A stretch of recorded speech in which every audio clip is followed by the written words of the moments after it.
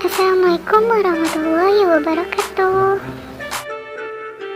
Halo soulmate, kami dari kelompok 9 akan membahas sedikit informasi kepada kalian tentang materi bagaimana sih perempuan dalam Islam itu. Jadi buat teman-temanku, simak terus ya materi yang akan disampaikan. Semoga materi ini bisa bermanfaat buat kita semua. Yang beranggotakan Ismi Nur Afifah, Muhammad Faisal Azikri, dan Mutia Dianing Tias. Perempuan dalam Islam. Materi pembahasan yang akan kita sampaikan yaitu: yang pertama, ada pengertian perempuan. Yang kedua, peran dan kedudukan perempuan dalam Islam.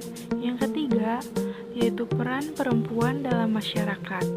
Dan yang terakhir yaitu batasan aurat pada perempuan.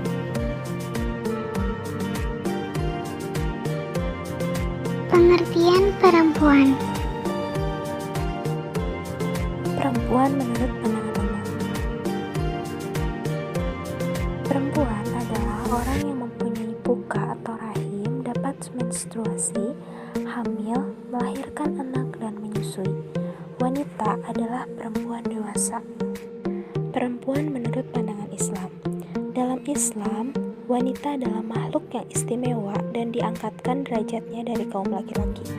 Dalam perspektif Islam, antara kaum laki-laki dan kaum perempuan memiliki kodrat dan tabiat bawaan sejak lahir yang berbeda baik secara fisik dan karakter. Terdapat hadis riwayat Bukhari dan Muslim dari Abu Hurairah yang menyatakan bahwa perempuan itu diciptakan dari tulang rusuk laki-laki. Sesuai dengan ayat Al-Quran, yaitu surat Al-Hujurat ayat 49 yang berbunyi, A'udzu billahi minasyaitonir rajim. Bismillahirrahmanirrahim. Ya ayyuhan nasu inna khalaqnakum min dzakarin wa untha aw untha wa ja'alnakum syu'uban wa qabaila lita'arafu. Inna akramakum indallahi atqakum. Innallaha alimun khabir. Yang artinya, hai manusia, sesungguhnya kami menciptakan kaum dari seorang laki-laki dan seorang perempuan, dan menjadikan kamu berbangsa-bangsa dan bersuku-suku, supaya kamu saling kenal mengenal. Sesungguhnya orang yang paling mulia di antara kamu di sisi Allah ialah orang yang paling takwa di antara kamu.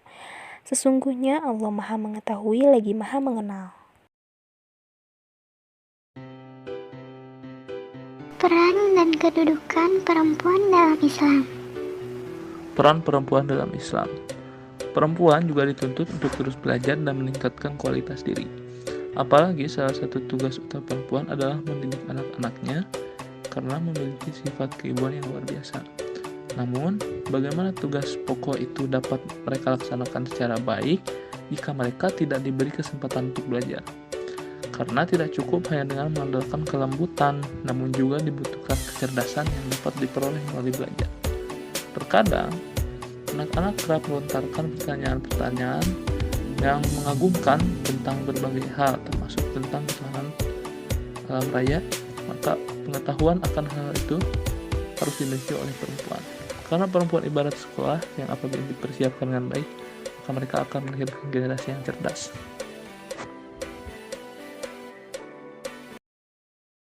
Sebelum Islam datang, peradaban Romawi.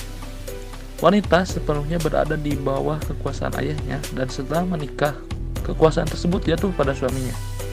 Kekuasaan ini seperti boleh menganiaya, membunuh, mengusir, dan menjual. Hasil kerja wanita menjadi hak milik keluarga laki-laki. Pada masa jahiliyah, seorang ayah boleh membunuh anaknya apabila terlahir anak perempuan. Mereka meyakini bahwa anak perempuan yang lahir harus dibunuh. karena mereka khawatir jika kelak anak perempuan tersebut menikah dengan pria dari kalangan sosial yang rendah atau budak.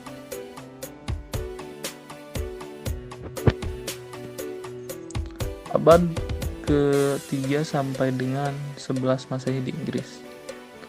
Kaum lelaki terbiasa jual istri-istrinya. Pihak gereja pun telah memberikan hak kekuasaan kepada para suami untuk memberikan istrinya kepada laki-laki lain untuk sementara waktu, baik mendapatkan upah mungkin tidak. Dalam Undang-Undang India, perempuan tidak memiliki hak untuk menyukai dan mencintai sejak kecil. Mereka diharuskan untuk mengikuti dan menuruti kemauan orang tuanya. Dan jika ia sudah menikah, dia pun harus mengikuti kemauan suaminya. Jika suatu saat suaminya meninggal, maka ia harus mengikuti semua kemauan anak-anaknya. Perempuan diberikan hak-haknya. Yang pertama, diberikan warisan kepada perempuan. Yang kedua yaitu memberikan kepemilikan penuh terhadap hartanya. Yang ketiga, diberikan kebebasan penuh dalam menentukan pasangan hidupnya. Yang keempat, walinya dilarang menikah karena secara paksa. Yang kelima, perempuan dan laki-laki memiliki kedudukan yang sama di mata hukum. Dan yang terakhir, perempuan diberikan hak dalam mengakhiri kehidupan berumah tangga dengan cara khulu.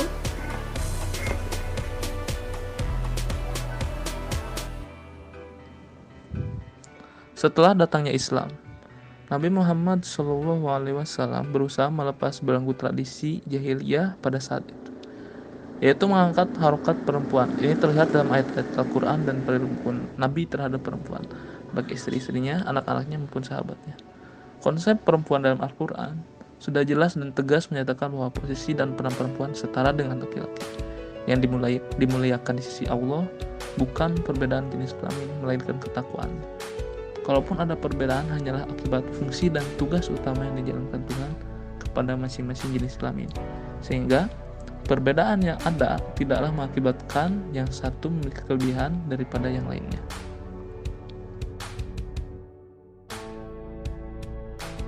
Peran perempuan dalam masyarakat.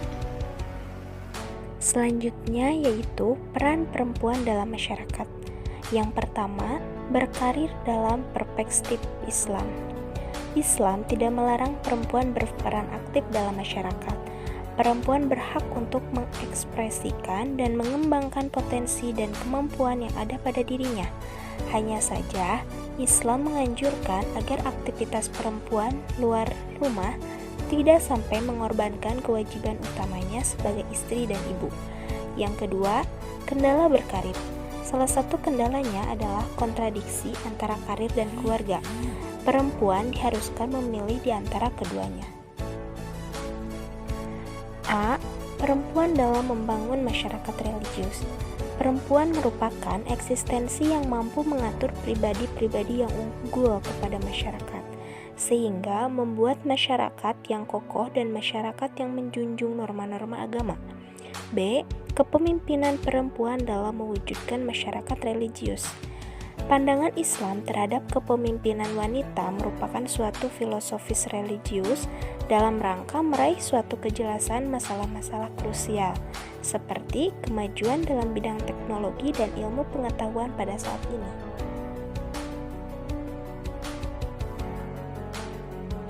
Batasan aurat pada perempuan. Yang pertama yaitu aurat wanita di depan non-mahramnya. Di sini terdapat 3 pendapat. Nah, pendapat pertama, mereka mengatakan bahwa seluruh tubuh wanita adalah aurat kecuali wajah dan telapak tangan. Yang kedua, mereka mengatakan bahwa seluruh tubuh wanita adalah aurat kecuali wajah, telapak tangan, dan kaki. Dan yang ketiga, mereka juga mengatakan bahwa seluruh tubuh wanita adalah aurat.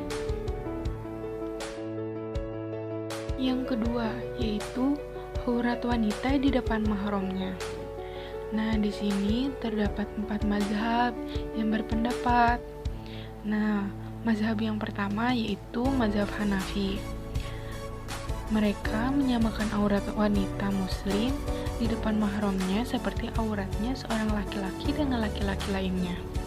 yaitu hanya antara pusar dan lutut.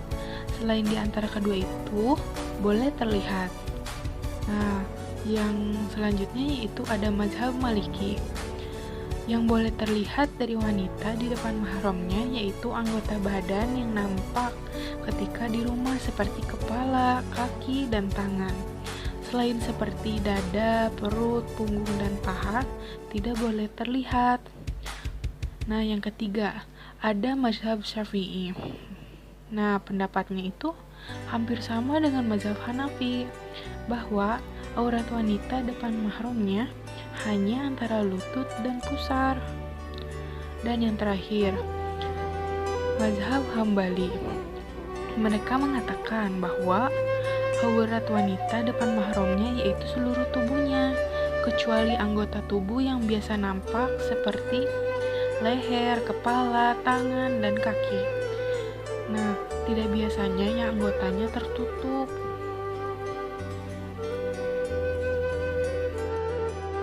Aurat wanita di depan suami. Diperbolehkan bagi suami untuk melihat seluruh tubuh istrinya tanpa kecuali, begitu juga menyentuhnya. Antara keduanya tidak ada batasan aurat dan tidak berlaku antara seorang wanita dan suaminya. Aurat wanita di depan wanita muslimah. Nah, batasan antara laki-laki dengan laki-laki lainnya yaitu hanya pusar dan lutut. Jadi sehingga diperbolehkan bagi wanita muslimah melihat kepada wanita muslimah lainnya selain antara pusar dan lutut, selama tidak menimbulkan syahwat atau aman dari fitnah. Yang terakhir yaitu aurat wanita di dalam sholat. Batasan aurat di depan laki-laki ajnabi menurut jumhur ulama yaitu seluruh tubuh kecuali wajah dan telapak tangan. Dan wanita yang sudah balik harus menutup aurat secara keseluruhan, kecuali di bagian wajah dan telapak tangan saat sholat.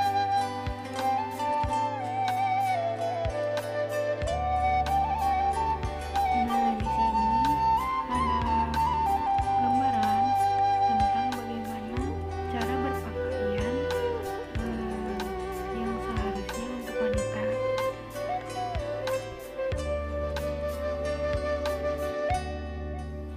Di sini juga ada gambaran siapakah mahram kita menurut mazhab.